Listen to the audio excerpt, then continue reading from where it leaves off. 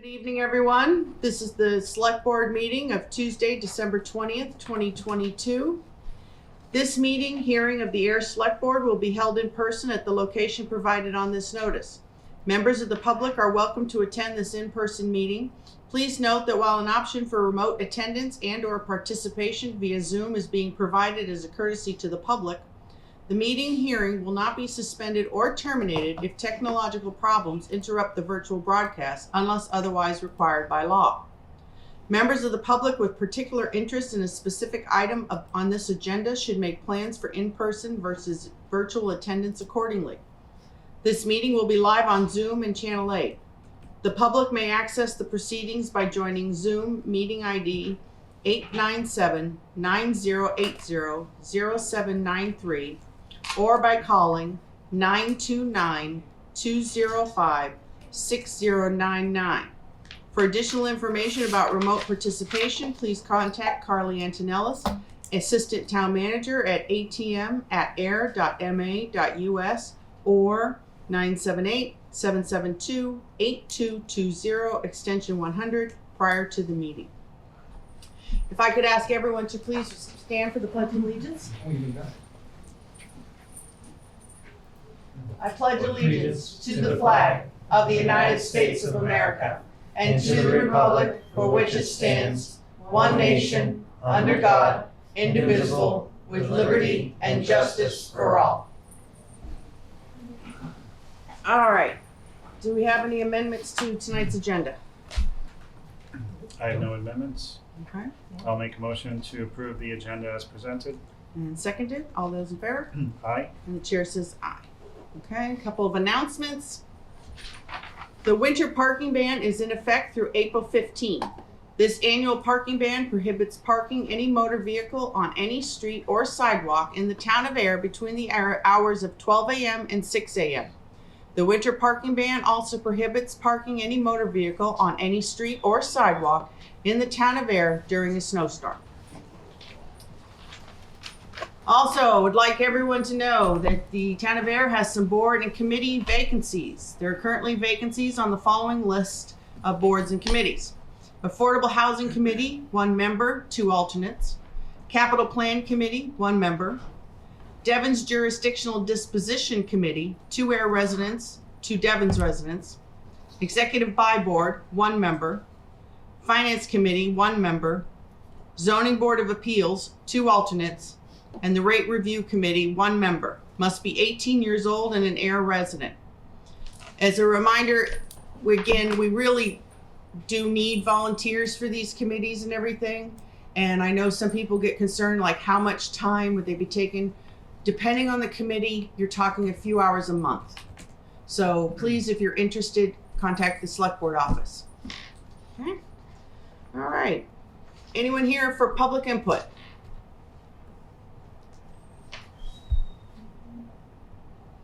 Okey-dokey. All right, first up, Air, Fuel, and Housing Assistance Community Emergency Fund Check Presentation.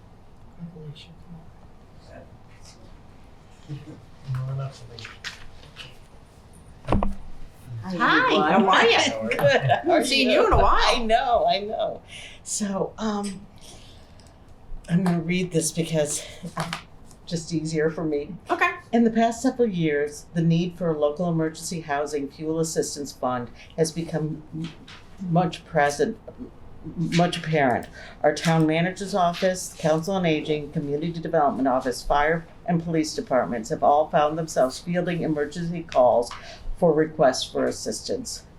We are thrilled to come before you tonight with 2 of our local banking institutions, Main Street Bank and IC Federal Credit Union, who have reached out to us with donations for just such a fund. Many thanks to Main Street Bank and IC Federal Credit Union for recognizing this need in our community and being the catalyst for the creation of this fund. A group of us, Carly and Robert and my department, has sat together and put together some initial guidelines. I think you saw them in your packet for this fund, and set up some oversight protocols as well. We want to keep it transparent, but we also want to make it an emergency fund that can be used quite easily, quickly without being too cumbersome. Mhm. And they've been sent off to town council for review. And once that's put together, we'll come back to you and just give you an update on that, okay? But first, I'm requesting that the select board accept the donation from Main Street Bank for $5,000 for the Air, Fuel, and Housing Assistance Emergency Fund. And then we'll do IC Federal Credit Union. And we'd love to have you guys come up and do a check presentation, okay? Okay. And maybe have a picture with Robert and with all you guys. Okay. You seem nervous tonight. I always am nervous. I don't like to speak in public. You know that. I'll take the picture. How's that? You're gonna get it. Yeah. Okay, so just one sec before we do that. So right now, you're waiting for town council to approve the guidelines that are in the packet that have been brought to us. Yep. And so anybody currently can look in our packet, unless you want to give a quick overview on that. But you're hoping to have this put into place on what date? Like by January 1st? Or Yeah, something? pretty close to that. I mean, it's not a complicated. What we did was we put 5 members and we made it within house so that it could be, if we needed to make a decision in the afternoon, we could get 3 people to agree to it. It is going to be a fund that you can get up to $500 per household, $300 to $500. But it really is for emergencies. Say somebody doesn't have any heat and they haven't applied for heating assistance. They can come in, we can put some oil in their tank or get them some heat immediately. And then we can help them go forward with that. Hopefully when we have a social worker, we'll be able to have that person take this over and just oversee it. But we have the deputy fire chief, the deputy police chief, Carly, myself, and Katie Prodasi from the Council on Aging sitting on that board. And it will only take 3 of us saying, yes, this meets all the guidelines and we should do this. Excellent. Okay, and that's what the packet talks about. Okay. Okay? All right. Go on to quick synopsis. Need a motion for acceptance, correct? Yeah. I'll make a motion to accept the $5,000 donation from Main Street Bank for the Fuel and Housing Assistance Fund. Seconded. All those in favor? Aye. Chair says aye. Let's Let's do a picture of the check. Love these big checks. They're going to take the physically big. I'm gonna say, unfortunately, Senator Eldridge is putting us in check. No, we'll take. Oh, I think he's paid Holy big shit. bucks to do that. Where do we go behind, so the flag's behind us? Yeah. Here, we're gonna use this one. However many can fit. Okay, we're just gonna move that, And Jamie, is Jamie here? because we wanna. Jamie is here. She's doctoring up the check as we speak. Okay, there we go. Yeah, we can get a good shot right You're here. gonna need a new check soon. This. Right. Yes. Happy to do it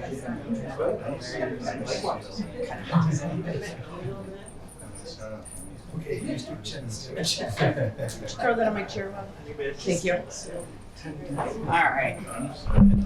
So we're gonna all get in that corner right over there. You guys hold your flag. Excellent. Jamie, wait. You could be in this Yeah. picture. All right. You can lower it a little bit, lower the check.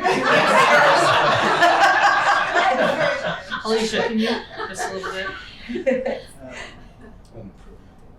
hold on. Good, perfect. Thank you. Excellent. Thank you very much. Thank you. This is awesome. Now, Main Street Bank. Yeah, thank you very much for everything. Listen, Thank you, sir. nothing makes me feel better. Oh, No worries. Yeah. Well, we'll just leave them over here. So All right, yeah. okay. So the next vote I need is for you to accept a $2,500 check from the IC Federal Credit Union for the Air, Fuel, and Heating Assistance Emergency Fund. Okay. I'll make a motion to accept a donation of $2,500 from IC Federal Credit Union for the Fuel and Housing Assistance Fund. Seconded. All those in favor? Aye. Chair says aye. Okay, I see Federer. Oh, no, thanks.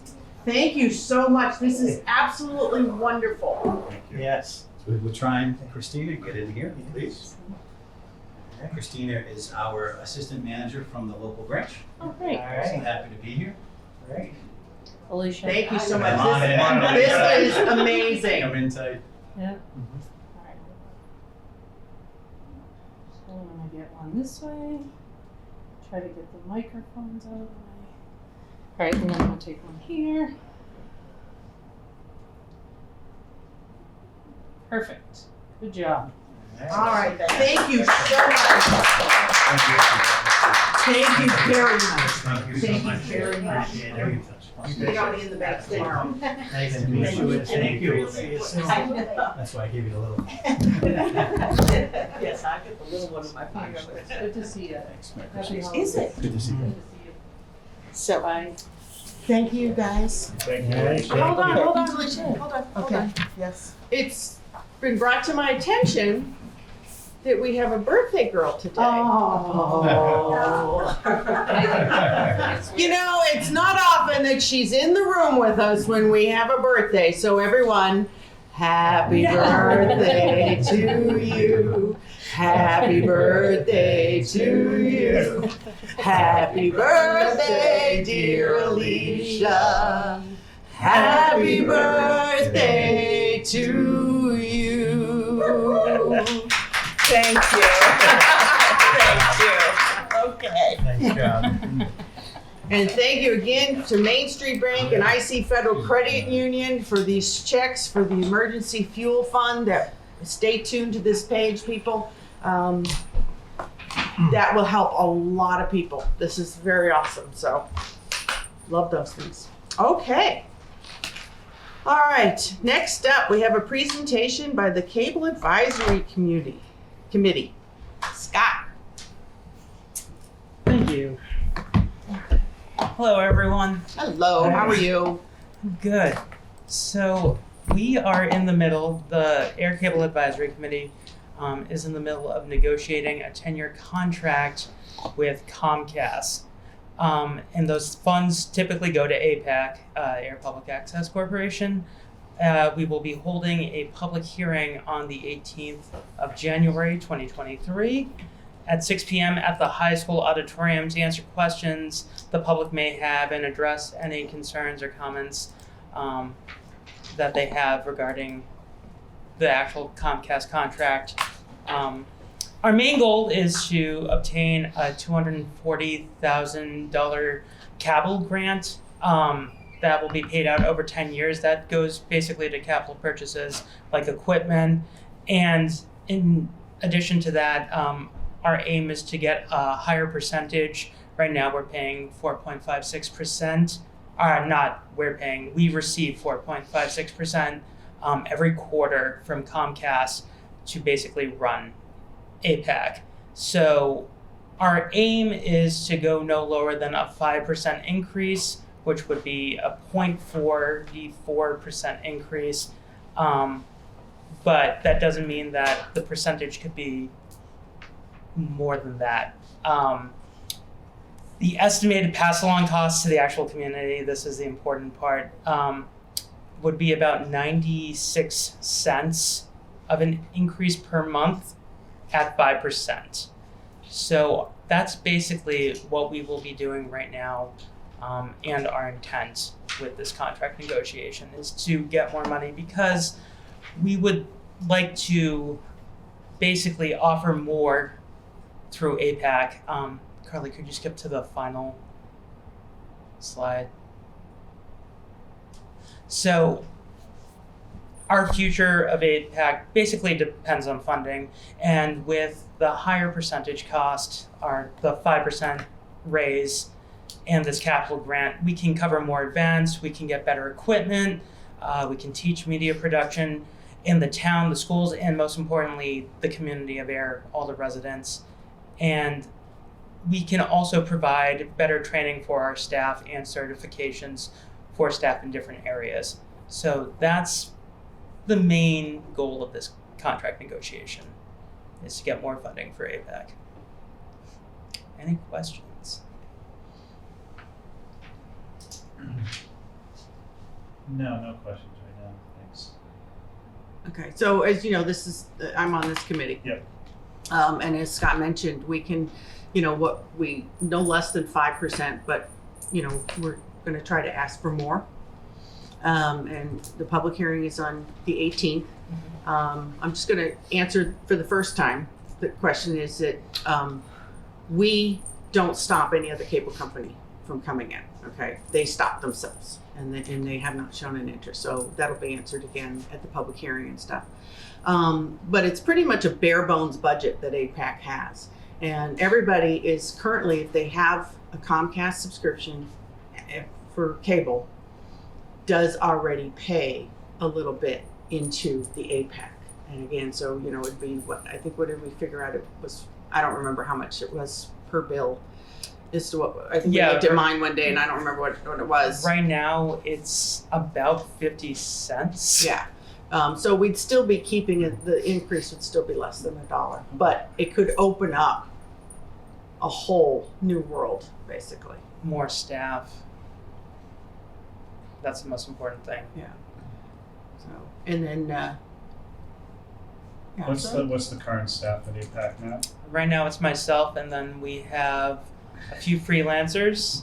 We have 2 freelancers and 1 part-time. Barry's in the back. So don't make him pull the plug off.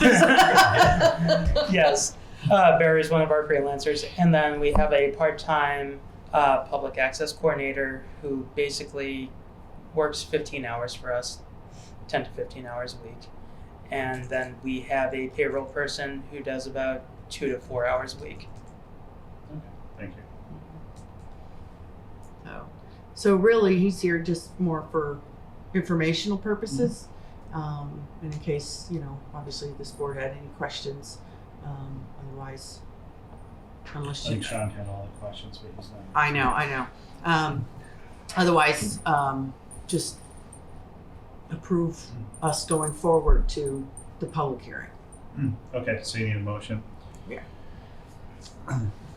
How would that be phrased? So just approve Yeah, how do we? A motion to call the public hearing for Wednesday, January Okay. 18th. at 6. I will make a motion to call a public hearing of the Cable Advisory Committee on January 18th, 6 p.m. at the high school auditorium. Seconded. All those in favor? Aye? And the chair says aye. And the public hearing will be on January 18th. All right. Excellent. Thank you. Thank you, Scott. Thank you.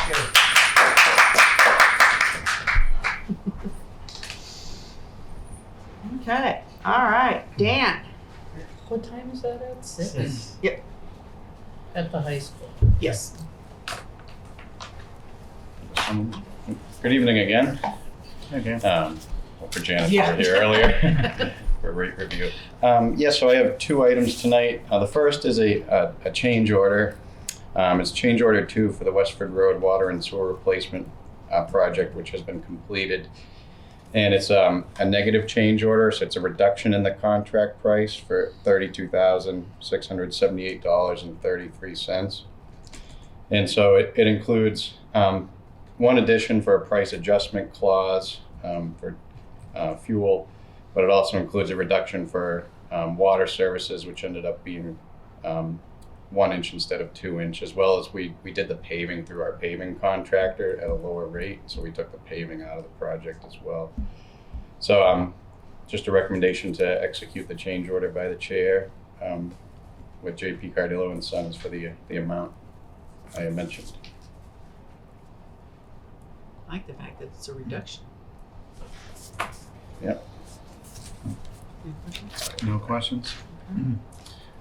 I'll make a motion to approve change order number 2 for the Westford Road Water and Sewer Replacement for J.P. Cardillo and Sons, reduction in the amount of $32,678.33 for signature by the chair. Seconded. All those in favor? Aye. The chair says aye. Okay. Okay. All right. Try to get this ready. Where'd it go?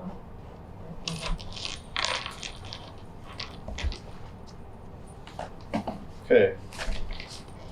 Good. So the second item is I wanted to provide an update on the West Main Street and Shirley Street bridges. So I do have 4 slides, quick slides I put together for the latest that's ongoing with these bridges. So you'll see the term BRI, and what that means, it's a state term for a definition of a bridge that's between 10 and 20 feet in span. So I keep using that term because both of these structures meet that criteria, and that's real relevant when you get into the funding realm, because once it becomes greater than a BRI, it's open to much more funding, which is considered an NBI, greater than 20 feet in span. So we're stuck in the BRI realm with these 2 bridges. So on December 14th, we had a meeting. I'm calling it a steering meeting. There was several stakeholders involved, and I noted them down here, but we met at the fire department because they had the big whiteboard and we could have a good brainstorming session. And so Mass DOT, the District 3 Assistant Bridge Engineer, was there, who's actually been working with me over the last few months with funding for these, as well as staff from Ayer. Carly was there, Assistant Town Manager, Police Chief Brian Gill, Fire Chief, Deputy Fire Chief, and also myself. And also I had 2 senior bridge consulting engineers as well to look at what path may be best recommended to move forward with these 2 BRIs. If you want to go to the next slide, Carly. So in summary, before I even get to explaining, the consensus of the group is to move forward with the West Main Street BRI as hastily. And there's really an urgency to do that project because the major concern is the risk of that being closed. It could be closed tomorrow if we had a big washout and then Mass DOT inspected it and said it's no longer safe for passage.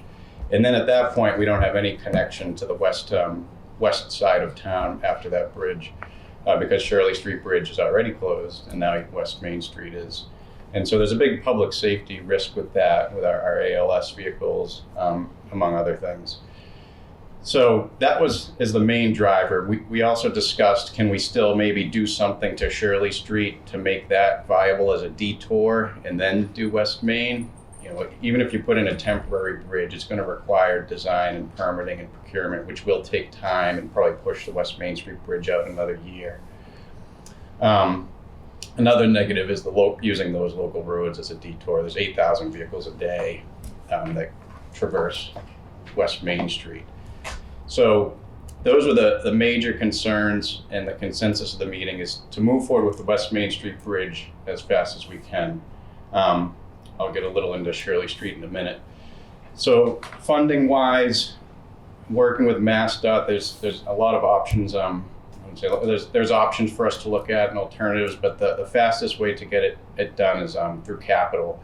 So right now there is a capital request at present, and I've actually updated the capital planning committee with a similar update to tonight about the status of the bridges after that meeting.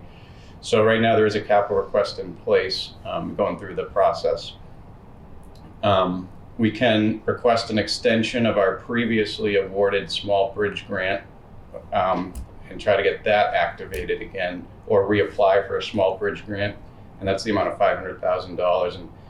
And speaking with MassDOT, there's a high likelihood we can get that again. Continue seeking federal and state assistance. I've been, over the last few months, working with MassDOT and also with the Federal Highway when various grants come about to see if they apply to us, and among other things. Like I mentioned, continue close coordination with Mass DOT. And so far, there hasn't been any bipartisan infrastructure law monies that have been applicable for the West Main Street Bridge. There's been a couple programs that were close, but if it wasn't eligible because it's a BRI and it's 10 to 20 feet in span, not an NBI, which is greater than 20 feet, it would have made the eligibility for those programs if it was. We looked at possibly the TIP, doing it as a TIP project. That's going to take a lot of time, so that right away is a non-starter. And there are other options such as MassWorks as well. So we're going to continue on the funding front as we also look to use capital. If you want to go to the next one.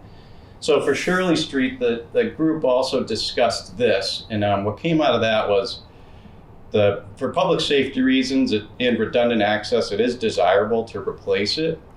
The other options really are doing a permanent closure, possibly doing a pedestrian bridge, or just doing nothing.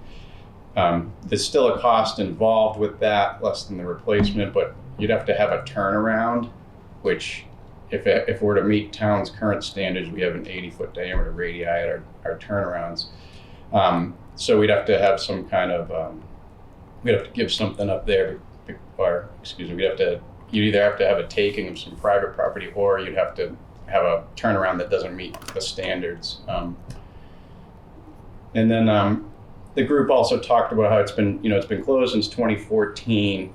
So the urgency, there's really not an urgency, so we really can kind of step back, look at our options, determine the best one, then find a way to move forward. So, for example, I mentioned the TIP earlier. That is potentially you could fund a project for the Shirley Street Bridge through the TIP, which the town pays design funds for, and then construction gets paid by the TIP funds through the federal government and the state. And then potentially there could be other opportunities, grant opportunities from potentially the bipartisan infrastructure law or something else down the road. So that's the group that was there sees the Shirley Street Bridge kind of in that light, that it would be desirable to replace it. I think moving forward, though, we need to step back and have another assessment. I might need to have another public meeting, I think, to get neighborhood thoughts on it as well, and then kind of get that project moving in the right direction again. It's been closed for 8 years? Yeah, since 2014, when we had washouts in late 2014. That one's been closed. I knew it was a long time, I just didn't realize it was that long. Yeah, see if I missed anything on my notes. I don't think so.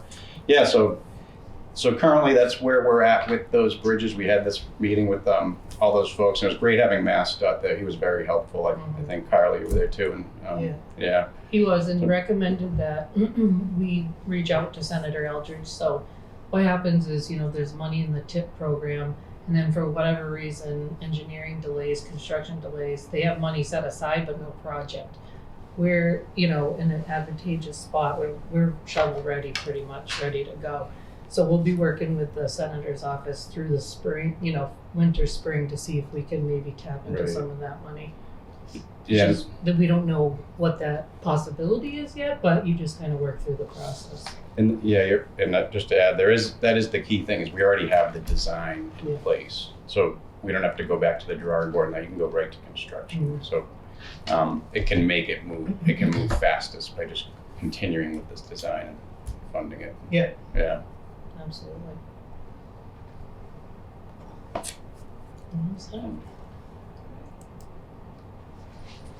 Okay. So that's the update.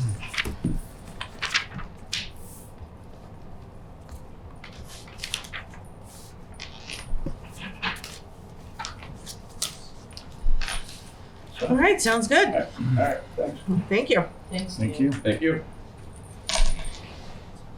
8 years. All right, Jeff Thomas.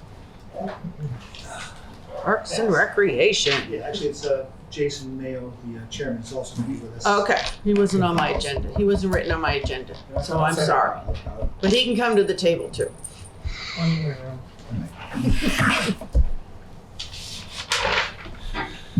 Sitting on deck in the clubhouse is going to be Dan, in case we need him for some stuff. So he might be part of this conversation too. So thank you. A couple things we're here for. The main one is to give you an update on the playground project, which of course is a major project for the town of Ayer.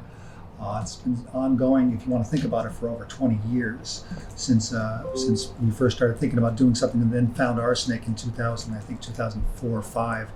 When we found the arsenic in there, and then I've been working on it ever since, a solution for this. So the current state of the project is we have our company Blue Horizons that we hired to do the remediation work on it. So the first part of the project is remediation, and that's to remove the structure itself, which has arsenic in it, and the soil that surrounds it that has arsenic, then have it tested, and then move on to the construction phase. So far, so good. They're in there. They've done a lot of the work. They've taken the structure down. They've removed the soil they wanted to initially, and they did some testing. So the testing yielded out of, I think, 20 spots, Dan, maybe, there were 3 that still had elevated levels of arsenic. So they're going to have to remove some more soil in those and do some more testing. They do think they can continue the work for now and hopefully continue to the point that they can be all free and clear, testing done, and give a clear bill of health to Mass DEP, who required this to be done. And to be clear, this had to be done. Mhm. There is no way that this could be anything but a closed off to the public area without having this work done. So since that point, we're now moving on to the looking at the construction phase of it. And just to give you a quick history on what we've been trying to do, we first set this up 3 years ago as a 2 or 3 phase rebuilding process, where we try to get funding for the remediation part of it, and then get enough that we could at least put something back so they could have a play area. The surface we want to put in is called a port in place, which is very safe and ADA accessible, and it's something that really all playgrounds are going to at this point. And unfortunately, it's also very expensive. So phase 1 was putting in that material and then trying to put in a few structures and also some unnatural play areas, which would be much less expensive because they're made of natural materials. We can use volunteer personnel and Eagle Scout projects to maybe build some of these things and actually use some natural materials, including we had to remove some trees. We've saved those to try to build some of these natural play areas. So that all went as it did, and unfortunately we've run into a couple problems. The first was just the skyrocketing cost of the port in place surface material and playground structures in general. So just checking my notes to give you the proper numbers. We originally had about $840,000 to work with in our budget, and between planning and remediation, we now have about $550 we're going to estimate left to work with. And that will buy significantly less equipment than what we had first anticipated, and less than what we could put in for phase 1. Now, we'll have some options, and I'm going to go over those in a few minutes, what we might be able to do. But before we do, one of our consultants from the Beta Group that we've been using as a consultant for the last year or so, Randy Collins, is with us. Randy's up there right now. And we've asked him to give a presentation of what the full phase of the project would look like if we did the entire project all together. So I'm going to turn it over to Randy. Thanks, Jeff. Good evening, everybody. I'm going to share my screen and show just a very brief PowerPoint. Bear with me for a second. Can everybody see that? Not yet. Yeah. Now we do. Okay.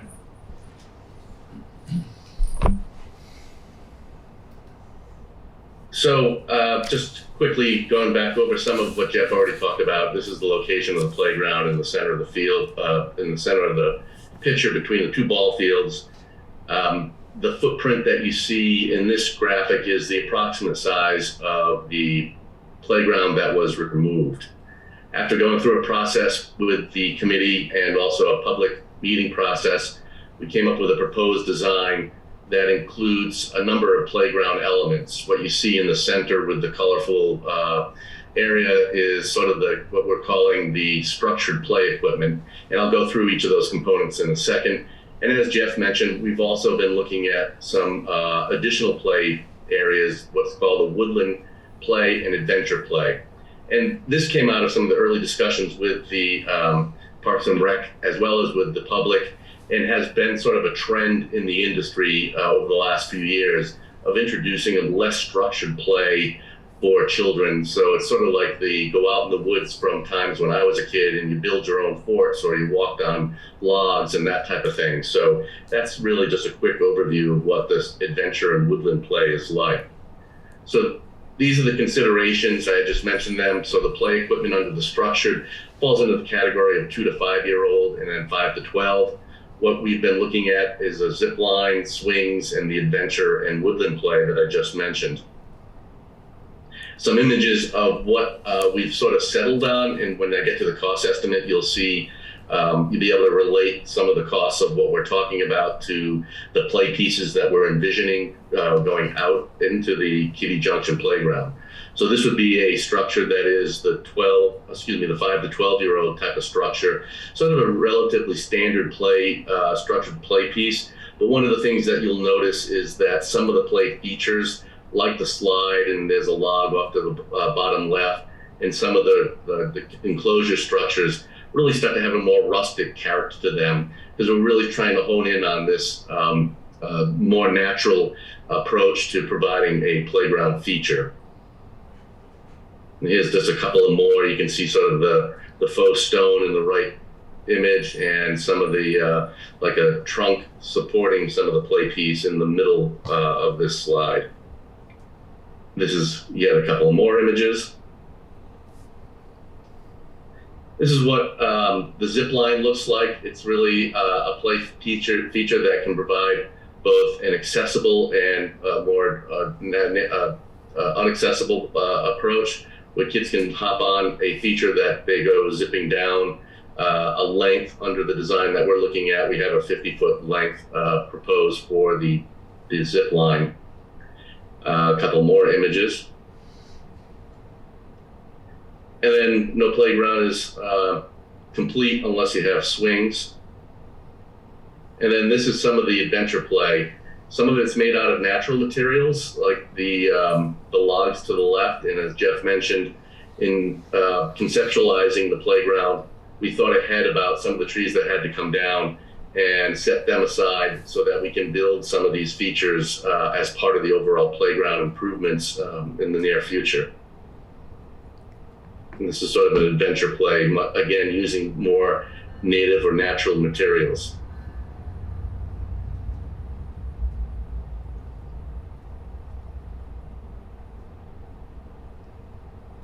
And then the fun part of all discussing these kind of projects is the costs. This is the cost estimate that we developed early in the month. Just as a quick aside, I've sent out the request to the vendor to give me updated pricing. We have pricing from this past fall, early November. That's what the pricing is based on that you see before you right now. Really what we're trying to do is anticipate what we think the cost will be in the spring. As Jeff alluded to, over pre-COVID to now, there's been some significant costs increase in the materials, playground equipment, and the material, the poured in place surface material, as Jeff had mentioned, but things such as concrete sidewalks and asphalt paving, the moving around of soil and the like, all of this has increased quite a bit over the course of the last couple of years. And so we want to make sure that when we move to the next phase, getting ready to put this out to bid, that we've anticipated what these costs are and make sure that we have the funds available to be able to construct the anticipated project. So with that, I turn it back to Jeff. Okay, thanks, Randy. So we've had a lot of discussions on different things we can do with this. And as I mentioned, with rising cost, it's going to be difficult for us to do that phase one right now with the funding we have.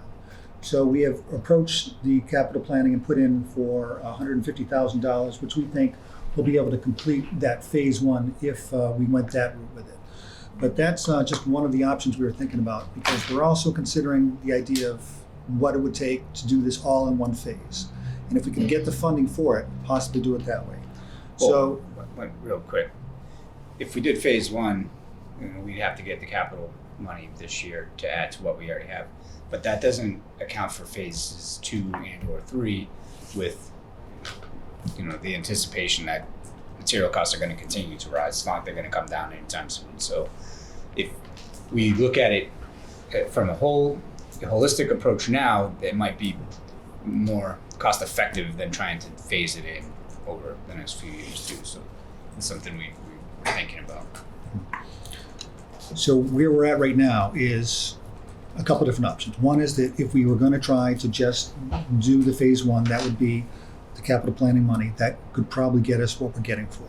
But then if we wanted to do the whole project, we'd be looking for additional funding sources. So one source that came to mind was ARPA funds and the possibility of using those as an option to do it. We don't think it's prudent to ask for CPC and capital planning funds to match the numbers that we have up here, which are significant. And by the way, these numbers I don't believe are entirely accurate. Just if you want to just take a quick look at them, those bottom 5, I think you can throw those right out. Obviously, we want those elements, but those are items that we can do in-house for a fraction of what they say up there. So I've already talked to Randy about that when we put together the RFP for this. And we're certainly going to be pulling some of that stuff out. We're also likely going to be making adults in the proposal for some of the equipment, maybe the zip line, some other things like that that could allow us to, regardless what the bid is, still make it with a certain set of funding. So that's one of the things we would like to approach the select committee with, is the possibility of receiving ARPA funds to put this all into one phase and try to get the project complete. And if we were able to do that, we might be able to have the whole thing complete by August or September. So I have a quick question as far as, this whole thing. Well, I have a lot of questions, but one really comes to mind. New park sign at $9,375. Is the sign Exactly. lit up? Exactly. What does the sign say? What's wrong with the old sign? Did you Well, slap the some old- paint on it? The old sign's gone, but Janet, if you see here, those 5 are just the first, Yeah. So the ones that come to mind. it's- But there's about half those items on there that we can work with. And I also, estimated- just to be clear, these numbers are based on recent projects, and also that this will have to be bid as a prevailing wage project. And so, as Jeff alluded to, when you look at what the costs are when you go out to bid under prevailing wage, there's one number, and then when you are able to do things in-house, it's a significantly different number. For example, those bottom 5, we estimated we could do those for approximately $15,000 as opposed to $85,000. And then, as you mentioned, Janet, the sign, you can go, a number of these we can go after. But again, we estimated that we can get that at least $100,000 less just by doing a lot of these things in-house on our own. Oh, it's Janice, I'm sorry. I realize that. Don't know, people have been I messing don't with know my why I name all respond. year. Get a little closer, Don't go. hold that against us. Yes. All right, so just so everyone knows, I sit on the capital planning committee. So your request for capital, and let's, what I would like to do, first off, I want you to come back to the capital planning to discuss. Where our next meeting is on January 12th. But your request on the capital, on the 5-year plan for the playground is 150 this year, 150 next year. And then I think there was a smaller piece in like year 3. Correct me if I'm wrong, or is it just That's just those 2 current. Going over memory, so thank you. I guess the question is, from a capital or the capital planning perspective, is like you have $815,000 for the play structures in this estimate here. How would we work that? How could that be worked into a phased in, not using the numbers that you have, but like not just asking for 150 this year and next year? Like if we were to be able to increase for this year, what could you do on a phased in approach?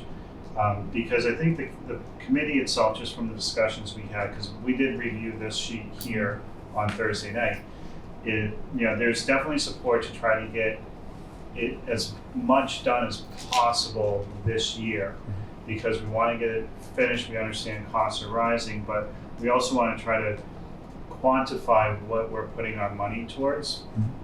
Because the breakdown of the funding, that there's 550 left, and then looking at the surface is 300,000, so that leaves us with 250 against another $1.5 million of costs, and it's based upon this. We know that some of that cost will come down. So I guess thinking about it from a phased-in perspective, or in phasing it in an aspect of we want to get 90% of the play structures in place, and we can figure out some of the other costs that we can do in-house elsewhere, what does that actually look like? Like, how much is that, 5 to 12 play structure? How much are the zip lines? So, seeing that itemized might actually give a better understanding for the capital planning committee, but also the select board to understand what the best approach might be. Absolutely. And Randy, you're still there, right? Yeah, I'm here. Yeah, so Randy was putting that together for us, and so we'll have that available for the capital planning committee. Thank you. And that's going to also go a long way towards some of our additional planning that we're trying to do. Because again, we just got this, so we haven't had a chance to sit as a committee or with the Parks Commission and really pick through this and come up with what we had. But again, timing's so important, so we wanted to come before you to let you know where we're coming from, and then we will be coming to capital with more of that as well. A lot of the big costs are going to be in phase one. A lot of the site prepping, all the grading, digging, pouring of concretes, pouring the pour in place surface material and everything like that. Those are big costs. That's going to be a big part of phase one, because you got to do that first, right? Put the fences up, things like that, put your walking paths down. The play structures, obviously that's the biggest number on this, the play structures. But if we broke those up into different phases, it's still, I don't know how much less it's going to be to do it in 2 or 3 phases. How much that would look. So we'd have to talk to Randy about that. But we still have to do a lot of the first big pieces of this, regardless in phase one.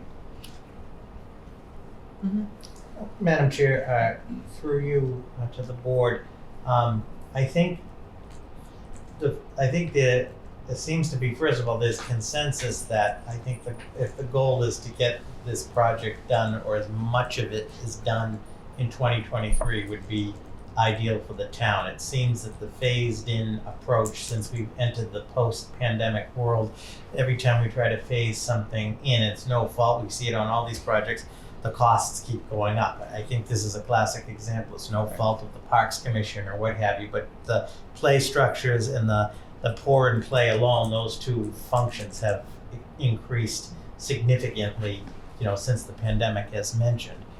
So then the challenge becomes, what is it's all in the financing and the funding. And so you have $550,000 now, let's say, for the sake of argument. The issue of using ARPA funds has been brought up at Capital recently.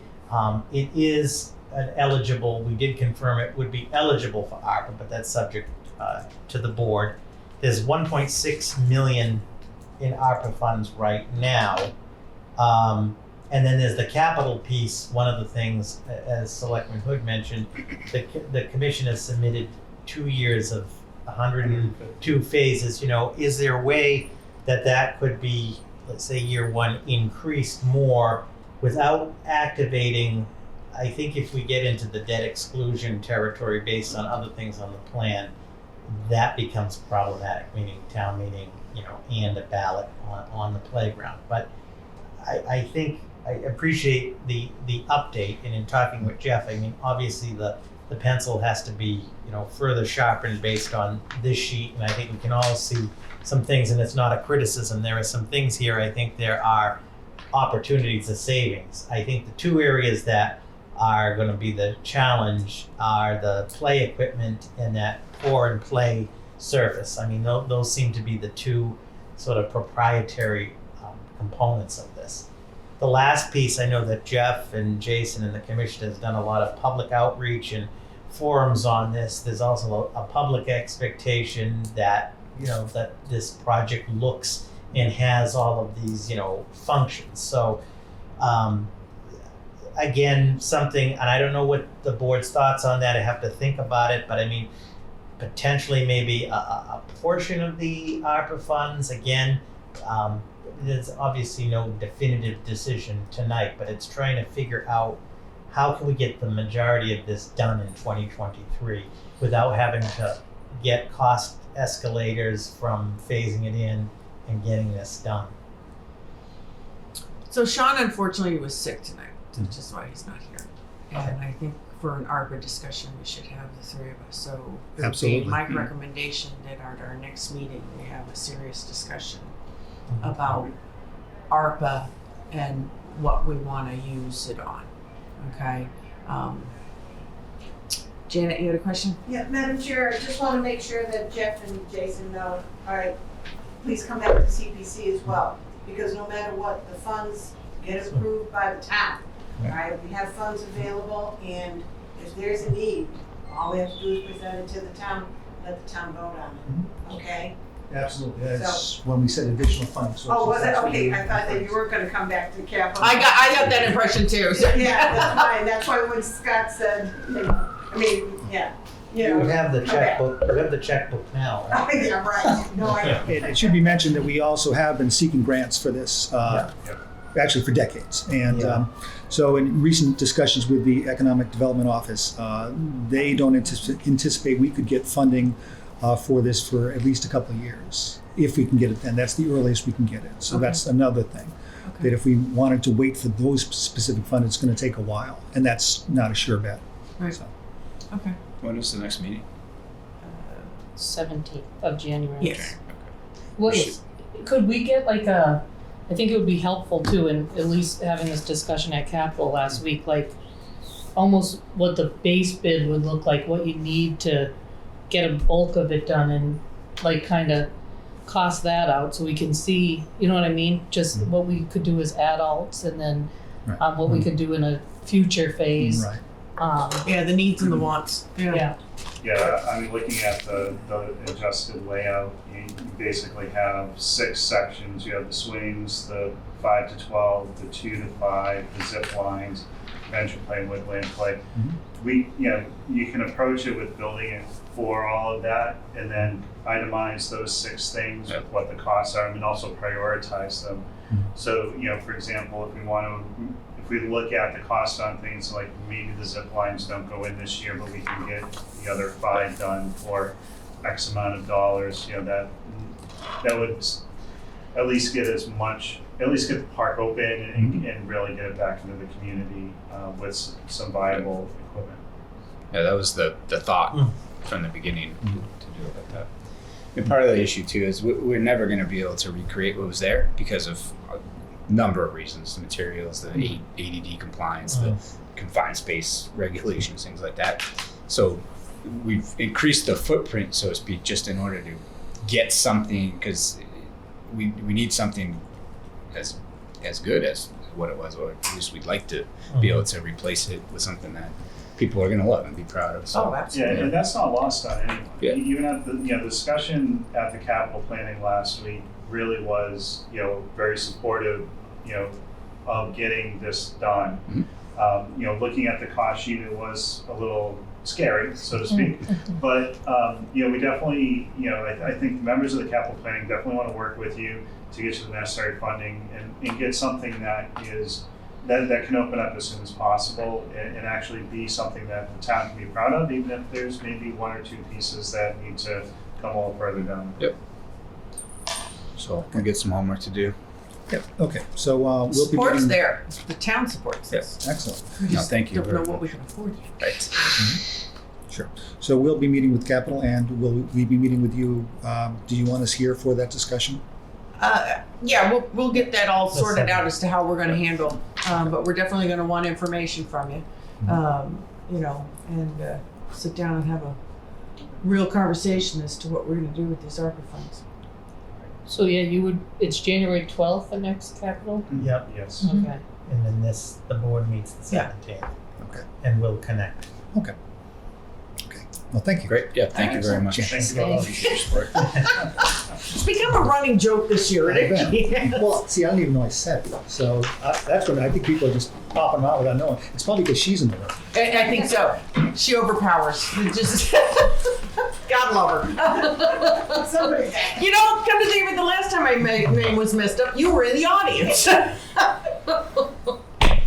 Oh, too funny. You guys have a good one. Thanks, Thank you. Jason. Thanks, Jeff.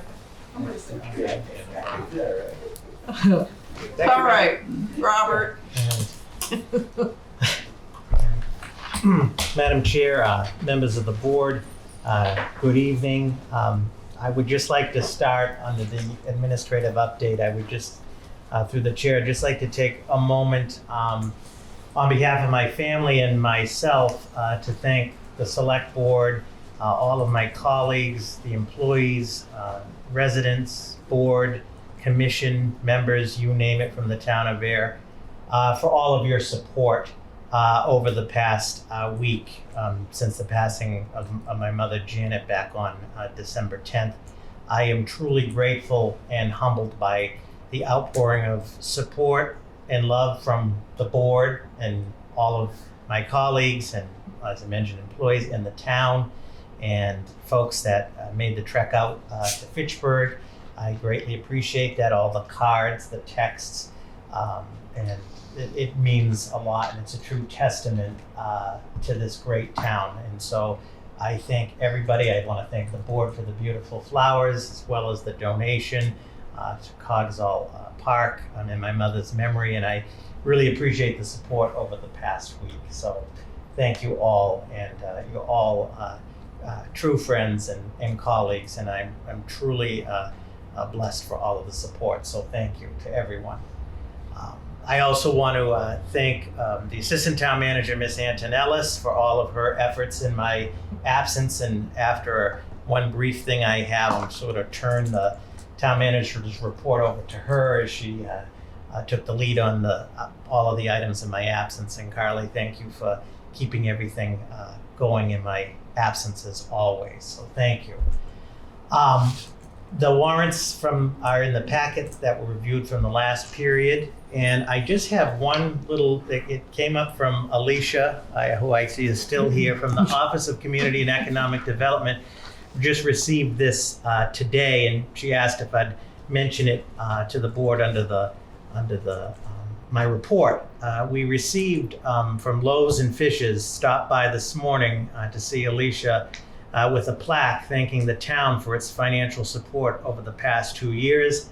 The town, through the Department of Housing and Community Development COVID grant, also with the support of the Select Board, was able to secure $32,400 of funding for Loaves and Fishes during the pandemic, helping to support our community food pantry during the very difficult months of the pandemic. And they presented the town, which we'll put up here, from Loaves and Fishes, 2022 Harvest Club Partner Platinum level for the town of Ayer. So just wanted to highlight that. Alicia asked, before the holidays if we could bring that up, and a special thanks to her and our Department of Community and Economic Development for all the efforts on that. So we'll put that up here.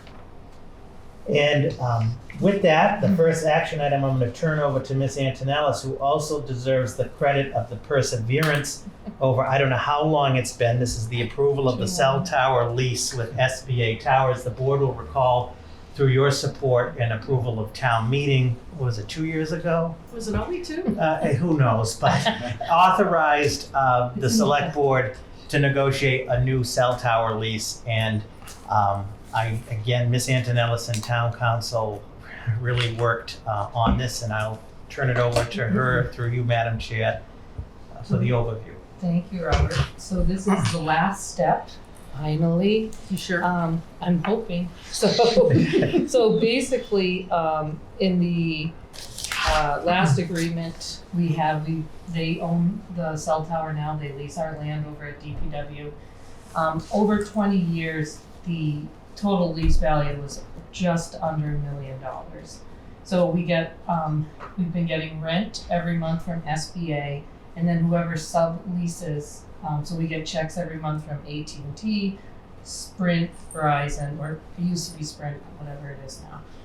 They pay a portion of what they pay the tower. We were getting 20%. So it was $1 million over the 20 years.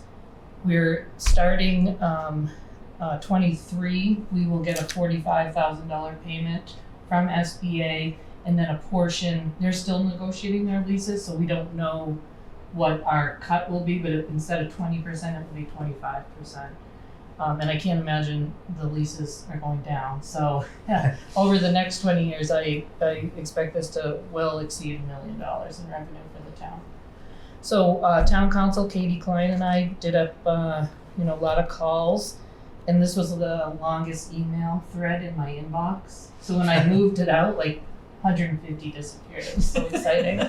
So it's been reviewed. It's good to go. So we're just asking for the board to approve the lease agreement and the memorandum of lease between the town and SBA Towers 2. No questions? I got no questions. I'll make a motion to approve the lease between the town and SBA Towers 2 LLC as presented. Seconded. All those in favor? Aye. And the chair says aye. Congratulations. Thank you very much. Good job. Thank you, Carly. Sure. I'm And just, then, just gonna jump in and just say, you were thanking her for all her hard work. The woman worked so hard. I mean, I think at one point she started to forget her name. Tirelessly, and just was just very impressive.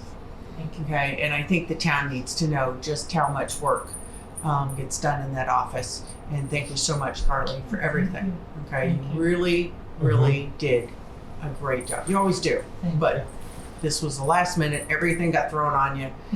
Yep. It's the end of the year type of stuff, and you managed to get it all done. Thank you. Yeah. Happy to do it though. now we have great people like Carly. We have a great team, and we also appreciate all of the support of the board and all of the boards and committees. So, absolutely, and bravo on the SBA Towers. I mean, nothing is ever easy.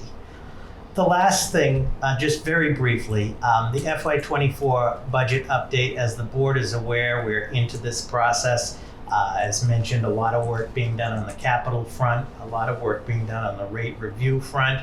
All of the initial budgets are due by December 30th. They're starting to slowly trickle in. They'll all be in by the deadline, and then Carly and Barbara and I will get them all put together and transmitted to the select board and the FinCom right after the first of the year in the draft form.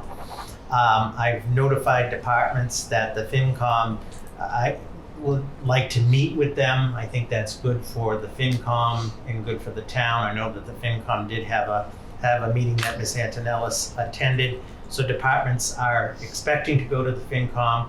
And as I mentioned before, Ms. Antonellis, Ms. Tierney and I will be meeting with all of the departments as the budgets come in as well. So we'll have more to discuss with the board shortly on the budget. And of course, if there are any questions as we move forward on that, just let us know. So just a brief budget snapshot as to where we are.